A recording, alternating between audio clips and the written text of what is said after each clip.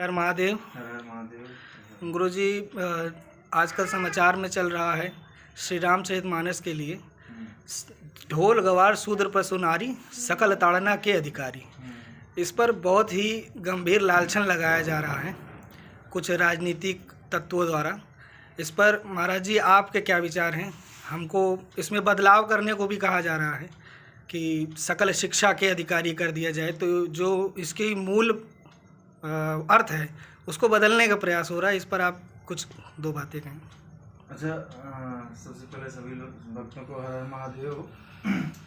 मैं स्पष्ट रूप से पहले तो ये कहना चाहूँगा, गोस्वामी तुलसीदास जी द्वारा रचित ये अभी हम लोग इसका पाठ करके ही उठे हैं सुंदरकांड का। और जो कोई भी बोल रहा है, पहली बात तो ये देख ले, इतनी मोटी पुस्तक लिखी है किसी ने, और ऐसी पता नहीं कितनी पुस्तकें लिखी हैं गोस्वामी तुलसीदास जी महाराज जी ने।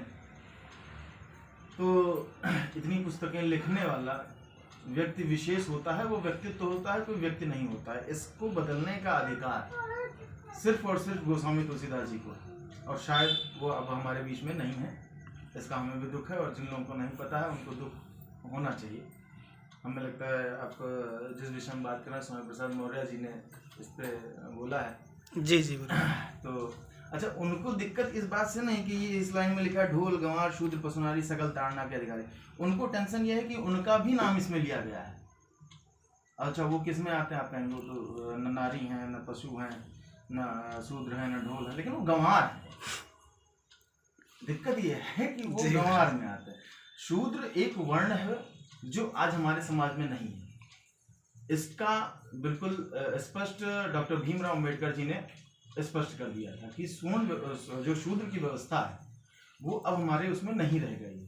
अब हरिजन होते हैं। अच्छा, हरिजन जान प्रीत के अधिकारी सजल नयन लिखा हुआ। हम हनुमान जी को लोग हरिजन कहते हैं, शूद्र कहते हैं। हनुमान जी ब्राह्मण का भी वेश लेते हैं। पहली बात तो ब्राह्मण और शूद्र ये सारी जो राजनीतिकरण है, यदि आप इसको बदलने के लिए कहते हैं, मैं तो कहता हूँ संविधान बदल दीजिए। कारण ये है, जातिवाद केवल और केवल संविधान में है। हमें आपको सबको अलग संविधान कर रहा है, मंदिर नहीं। कोई कथा पंडाल में कभी भी आपसे नहीं पूछा जाएगा आप किस जाति के हैं, तब अंदर प्रवेश करिए। लेकिन एग्जामिनेशन हॉल में जब आप बैठेंगे, कोई एग्जाम देने जाएंगे, पहले फार्म में जाति भरवाएंगे। एक हमारे हरिजन भाई को तुरंत बताते हैं कि आप यदि ऐसा आपको कोई चमार बोले तो आप उस पर वो करिए, लेकिन फार्म पे चमार लिखवाते हैं जाति में। क्यों? मतलब जैसे एक हमारे धर्म में हमने हमेशा नारी को शक्ति कहा है। अच्छा, शक्ति को एहसास दिलाने की क्या जरूरत है कि वो शक्तिमान है? उसे पता है। जिसको लगता है कि उसके घर की नारियां कमजोर हैं, वही कहता है नारियों को शक्तिमान बनाओ। वो अपना कमजोर करके बैठे हैं। वो जाती रही भावना जैसी प्रभु मूर्ति पूछती है तैसी इनके मन में है। ये ऊंच नीच का भेदभाव इनके मन में है, और ये आपके मन में थोपते हैं। केवल और केवल ये राजनीति का विषय है। राजनीति में आप जाइएगा, वहीं पे आपको जातिवाद दिखेगा। किसी मंदिर में, किसी कथा पंडाल में, वहां पे जाति नहीं है, क्योंकि वहां पे जाति देख के आपको ना कथा सुनाया जाता है। अच्छा, एक चीज और बहुत सिंपल सी बात है, यदि पूजा का अधिकार हमारे शूद्र भाइयों से छीना गया होता तो संकल्प उनके लिए क्यों लिखा गया था? संकल्प में उनका विधान क्यों है?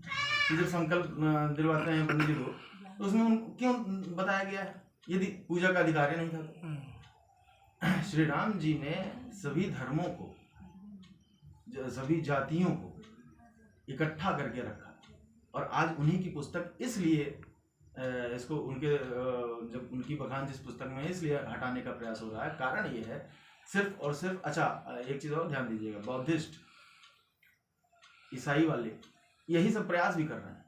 कारण ये है कि उनको डर है कि आजकल तो हर कथा पंडाल में लोग लाखों की भीड़ पहुंच रही है। तो दिक्कत ये है कि कहीं जो उनका जो एक टारगेट चल रहा है मशीनरी वाला कि बदलना है, हिंदुओं को कन्वर्ट करके इधर ले जाना है, और किसी को बौद्धिस्ट बनाना है, किसी को कुछ बनाना है, तो यदि हमें इसका सही ज्ञान हो गया, हम काहे बदलेंगे? तो इसीलिए वो हमारे धर्म को खाली नीचे गिराने का प्रयास कर रहे हैं।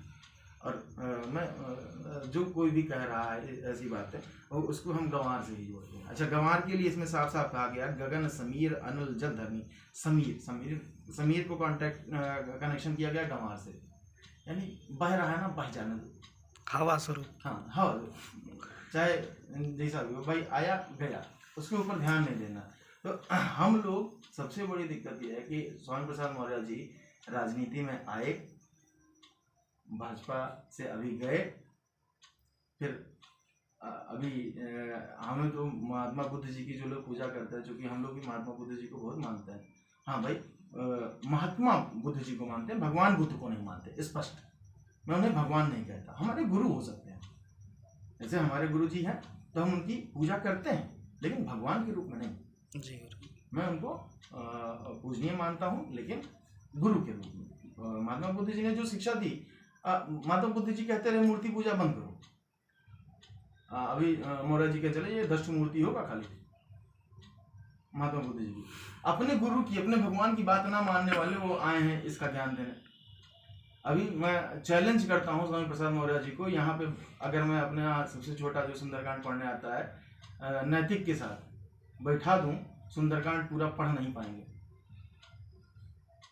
लेकिन सुंदरकांड में कमियां उनको दिख रही है, श्री रामचरितमानस में उन्होंने कमियां दिखती हैं। अभी उनसे स्पष्ट पूछ ले कोई बैठा के कि इसमें कितने दोहे हैं, कितने सोरठा हैं, कितने छंद हैं, तो कुछ नहीं। हाँ, अब ये वीडियो शायद उन तक पहुंचे तो पता नहीं पढ़ाई वढ़ाई करने लगे तो लेकिन इस समय मैं गारंटी के साथ कह सकता हूँ कि उनको इतना भी नहीं पता होगा और कमी निकालते। देखिए, आप किसी, जैसे ये नीलकंठ महादेव का आश्रम बना है, इस आश्रम में कोई कमी तभी आप जान पाएंगे जब आप इसमें रहेंगे। यहाँ पानी में नल नहीं आ रहा है, या यहाँ झाड़ू पोछा नहीं लगता है, या यहाँ पे सौरभ दास जी किसी को भी कुछ भी बोल देते हैं, तो जब आप यहाँ रहेंगे तो यहाँ की कमियां जानेंगे। नहीं रहने पे क्या होता है, बाहर से खाली ऐसे झांक के गए, किसी दिन हम किसी को डांट रहे हो, हाँ अरे वहाँ खाली घड़िया हो जाए, या कोई गया देखा बहुत प्यार कर रहे हैं, अरे वहाँ बहुत सम्मान मिलता है, बहुत प्यार है, वो सत्यता नहीं।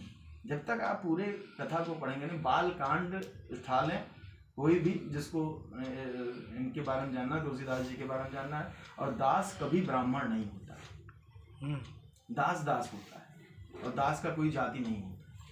आज आप एक बहुत पतंजलि बाबा रामदेव जी, उनके शिष्य कौन है? आचार्य बालकृष्ण जी, ब्राह्मण है शायद वो जी, बालकृष्ण जी। और रामदेव जी कौन है? गुरु कौन है? यादव नहीं है, गुरु की कोई जाति नहीं होती। यही मैं असल में उन्होंने जब वो भी एक ब्राह्मण रूप में, जो ब्रह्म का ज्ञानी हो वो ब्राह्मण, जो वेद का ज्ञानी हो वो विप्र। अब पता नहीं कितने लोग ब्राह्मण बने घूम रहे हैं और अपनी जाति का जबरदस्ती, पता नहीं शूद्र हो या वैश्य हो या क्षत्रिय हो, सिर्फ जन्म लेने से नहीं होता। जन्म से सब शूद्र हैं, हम भी थे, आप भी थे, हम लोगों के संस्कार हुए, संस्कार के बाद हम लोगों का सबका अपना अलग अलग हुआ। और अगर हमारा तो धर्म ये भी कहता है कि एक शूद्र भी ब्राह्मण बन सकता है। आपका संविधान, आज अगर आप शूद्र पैदा हुए हैं तो मरने के बाद भी आप शूद्र ही रहेंगे। तो कमियां तो संविधान में है, प्रभु जी अगर बदलना है तो संविधान को बदल, खैर संविधान इतना बदलते रहता है, लेकिन जी इतना संशोधन होते रहते हैं। तो हमारी पुस्तक कोई संविधान नहीं है भैया, ये विधान है और यही विधान रहेगी। जिसको दिक्कत है वो, खैर अच्छा, दूसरी चीज वो बौद्ध धर्म से हैं शायद, जी जी, तो उनको क्या लेना देना हमारे धर्म में क्या लिखा है? मुसलमानों के धर्म में तो लिखा हुआ है कि काट डालो, मार डालो, उसको ना बदलवा पाएंगे। खाली सनातन धर्म इतना लचीला धर्म है, उसी में बस घुसे रहो। चलिए ठीक है, बस इस पर हमारा इतना कहना है कि उनको सिर्फ और सिर्फ इसलिए तकलीफ है क्योंकि वो गंवार है। भगवान उन्हें सद्बुद्धि नहीं दे सकते, बहुत प्रयास किए, 5 साल भाजपा में रह के जब राम मंदिर में पूजा किए तब वो नहीं हो पाया, वो खाली, खैर छोड़िए, हटाइए। जब एक हमारे गांव में एक कहावत है, अगर शकल अच्छी ना हो तो बतिया तो अच्छी बोला करो, लेकिन अब उनसे ना हो पाया दोनों ठीक है। जय श्री राम।